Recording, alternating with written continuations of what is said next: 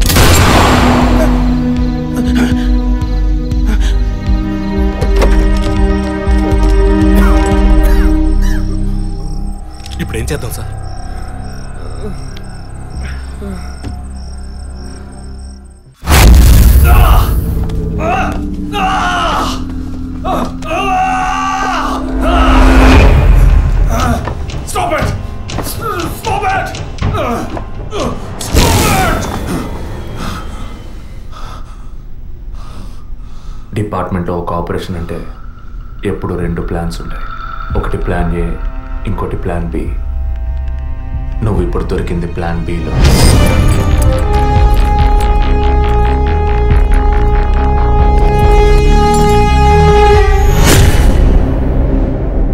చెప్పు, ఎందుకు బ్లాక్మెయిల్ చేశారు?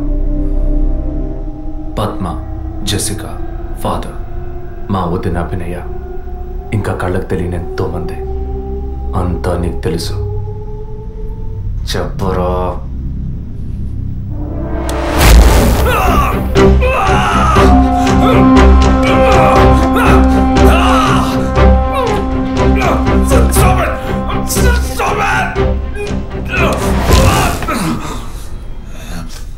రికార్డ్.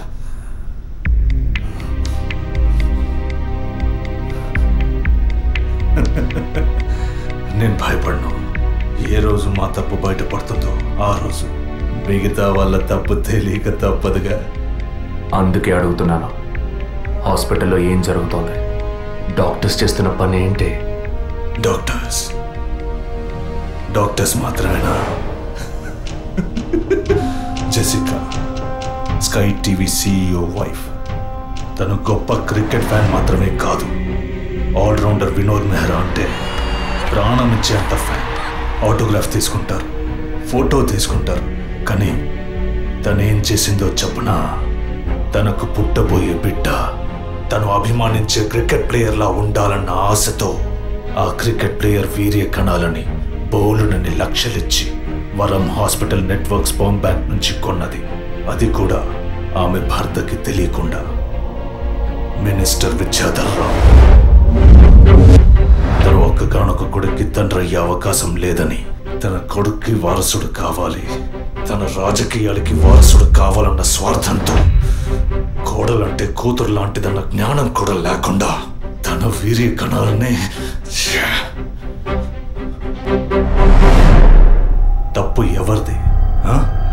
అధికారం అడ్డు పెట్టుకుని అరాచకం చేసే వాళ్ళని అడగద్దంటావా? అడుగుతాం. డబ్బు ఇవ్వమని అడుగుతాం. నిజం విన్న ఫాదర్ని, నిజం చెప్పిన జెసికాని అంతం చేశాం. మంత్రి మా మాట వినకపోయేసరికి ఆయన కోడలు పద్మావతి దగ్గర గుర్తు విప్పాం. తనేం చేసింది? సూసైడ్ చేసుకుంది.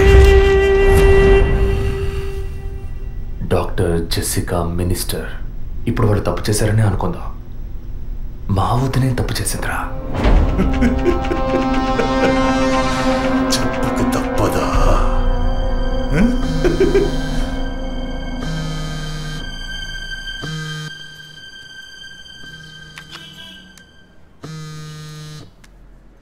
హలో అభినయ?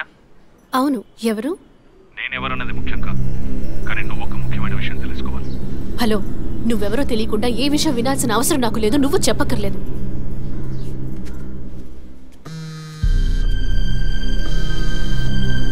నీకేం కావాలి అసలు? కోపం తెచ్చుకున్నందువల్ల ఏ ఫలితం లేదు. ఇంకో 3 నెలలు శ్రీమంతం, 6 నెలలు ప్రసవ అనే స్థితిలో ఉన్న నువ్వు ఇలా కోప్పడతా ఎలా? ఈ మాత్రానికేనా?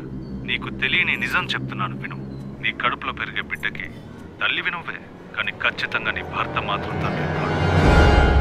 డాక్టర్ తులసి, వరం హాస్పిటల్, కృత్రిమ గర్భధారణ.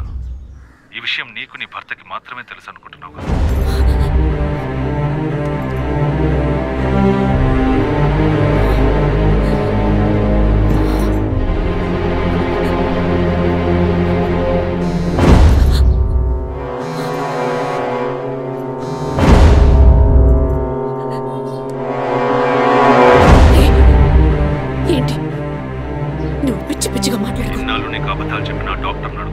ఏది నిజమో తెలుస్తుంది. నీ గర్భంలో పెరిగేది నీ భర్త రూపం కాదు. రేపు నీకు బిడ్డ పుట్టిన తర్వాత ఆ బిడ్డకి నీ పోలికలు వచ్చినా నీ భర్త పోలిక మాత్రం ఉండదు. తండ్రి లాంటి మొహం, తండ్రి లాంటి కళ్ళు, అలా చెప్పుకోవడానికి దేనికి పోలికలు ఉండవు.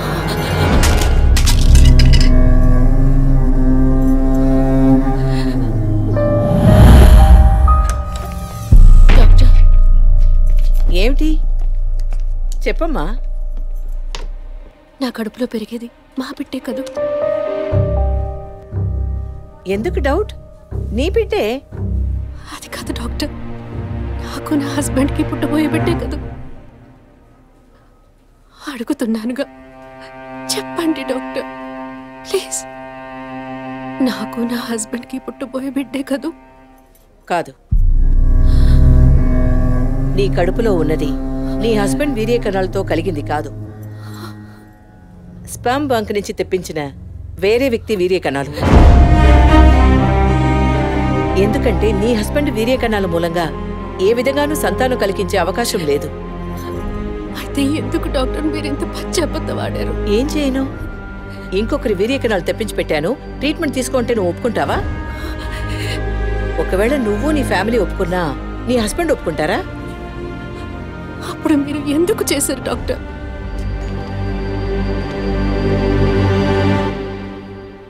ఇవాళ్ళున్న సిచ్యువేషన్లో వివాహం అయ్యి ఏళ్లు గడుస్తున్నా పిల్లలు లేని దంపతుల్ని చూసి ఈ సమాజం ఏమంటుందో నేను వినే మాట్లాడుతున్నాను. అది నువ్వు అనుభవించకూడదనే ఓ అమ్మలా నేను బాధపడ్డాను. ఇప్పుడు చెప్పు, నేను చేసింది తప్పా? ఇప్పుడు తప్పని నువ్వు భావిస్తే ఏ యాక్షన్ తీసుకున్నా నేనేమనుకోను. నా మాట విను. నీకోసమే కాదు, సొసైటీలోని భర్త గౌరవం కోసమైనా నువ్వు భరించక తప్పదు.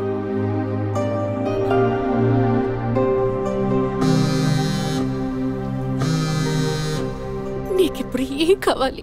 నీ భర్త, నీ కుటుంబం అంతా నీ కడుపులో పెరిగే బిడ్డని వారసుడని వంశాంకురమని ఆనందిస్తున్నారు. ఆ ఆనందం దక్కాలంటే దానికి ఒక డీల్ కావాలిగా. దాని ఖరీదు 50 lakhs వితౌట్ TDS. అంత డబ్బు నా దగ్గర లేదే. నీ దగ్గర, నీ భర్త దగ్గర లేకపోవచ్చు, మీ నాన్న దగ్గర ఉండొచ్చుగా. ఈ మధ్య ఒక కేసు గెలిచి ధనవంతుడయ్యాడు. 2 కోట్లు సంపాదించాడు. అందులో జస్ట్ 25%. సొంత కూతురు అడిగితే కాదనలేడు. మొగుడికి, పోలీసులకి చెప్పావో 1 నెల రోజుల క్రితం టీవీలో, పేపర్లో చూసుంటావు కదా. నిజం చెప్పిన జెసికా, అది విన్న చర్చ్ ఫాదర్ చచ్చిపోయావే. అదే కథ నీకు నీ మొగుడికి పడుతుంది.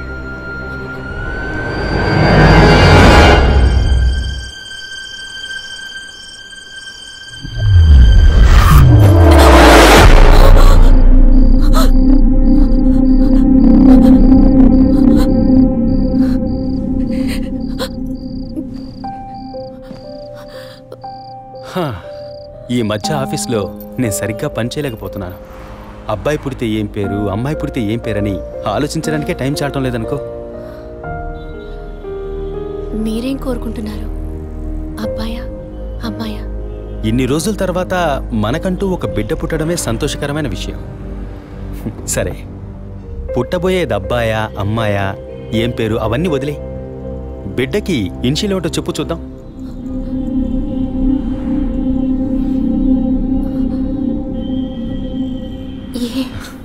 కాదు, ఏ. ఎస్.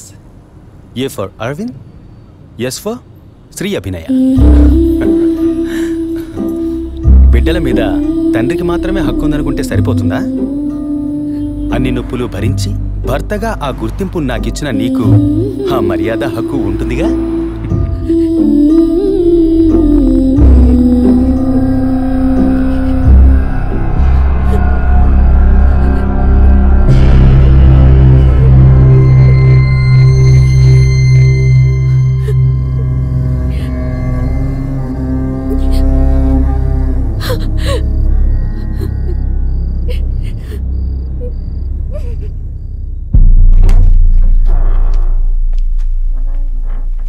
ఏంటవి సడన్గా వచ్చావు? స్కానింగ్ కూడా వచ్చే వారం తీద్దామన్నానుగా. I hope you are completely clear and all right now. నేను ఒకటి అడుగుతా, చేస్తారా డాక్టర్? చెప్పమ్మా, అందుకేగా నేను ఇక్కడ ఉంది. నాకు అబార్షన్ చేయండి డాక్టర్. ఏమిటి నువ్వు అనేది?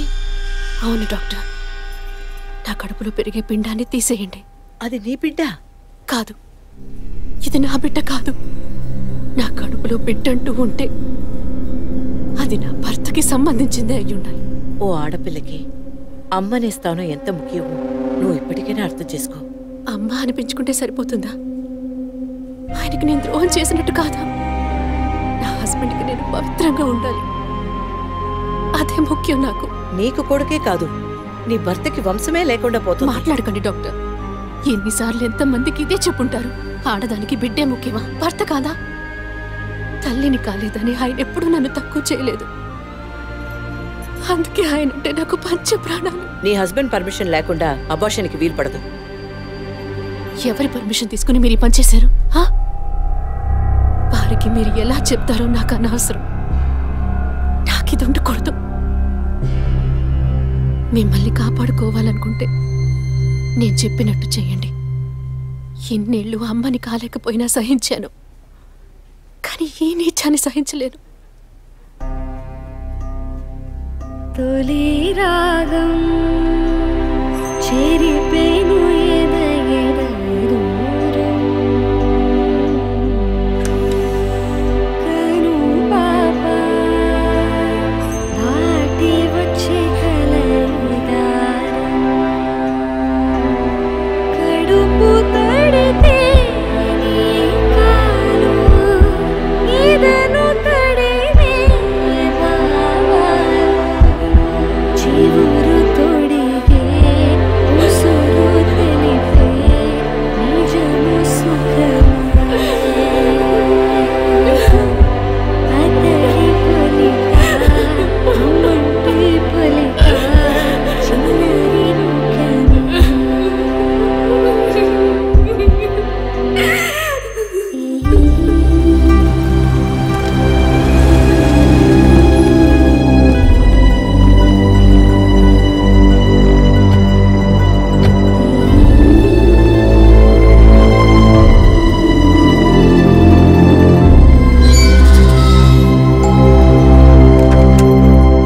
ఎవరు కావాలి? అరవింద్ ఉన్నాడా? ఆయన ఇప్పుడే ఫ్యాక్టరీకి వెళ్ళారు. మీరు? నా పేరు గుణ, నేను వాడి కాలేజ్ క్లాస్మేట్. ఇవాళ ఇంటికి రమ్మన్నాడే. నాతో ఏం చెప్పలేదు. కొంచెం ఉండండి. అలాగే.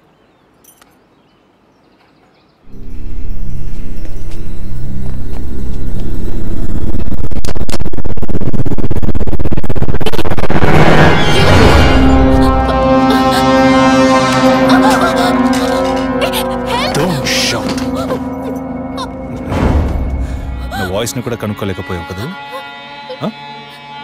అదే నువ్వు డీల్ పూర్తి చేద్దాం అన్నావుగా, అందుకే మొత్తంగా పూర్తి చేద్దామని అందరం కలిసి వచ్చాం.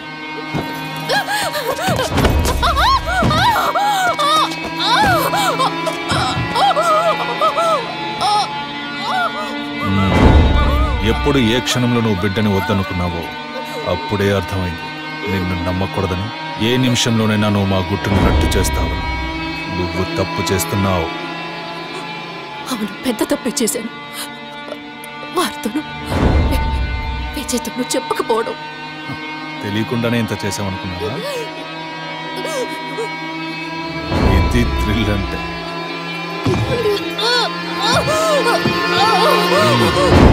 నీ మీద జాలితో ఒకే ఒక ఛాన్స్ ఇస్తాను.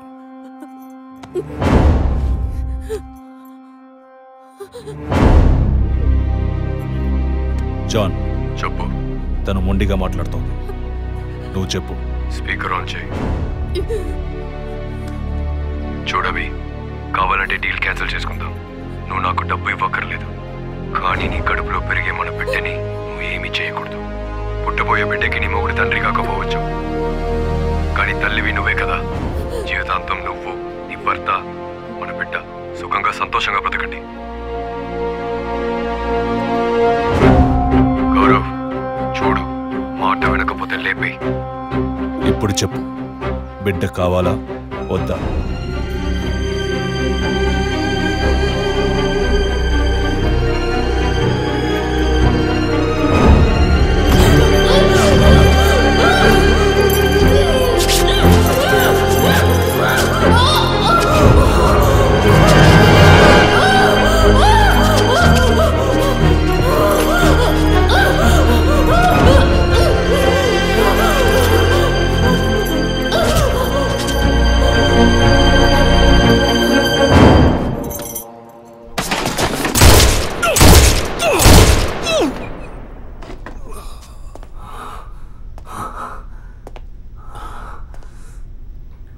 సార్, ఏంటి సార్ షూట్ చేశారు?